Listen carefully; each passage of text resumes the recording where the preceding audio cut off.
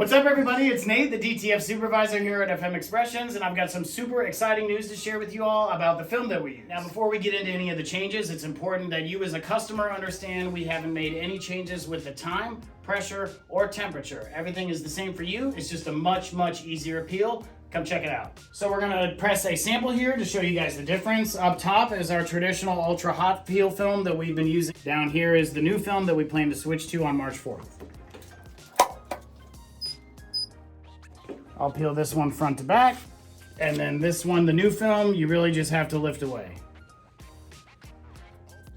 And we're gonna do one last example here. I've got 4 different placements, and we're gonna press this one time and peel each one of them to show you guys how easy this new stuff is.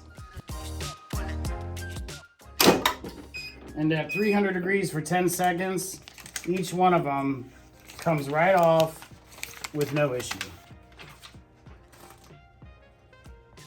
We're super excited to launch this new film. It starts shipping on March the 4th. And as always, if you have any questions, you can call our customer support team. They're available 8 a.m. to 6 p.m. Monday through Friday, or online at any time at support@fmexpressions.com.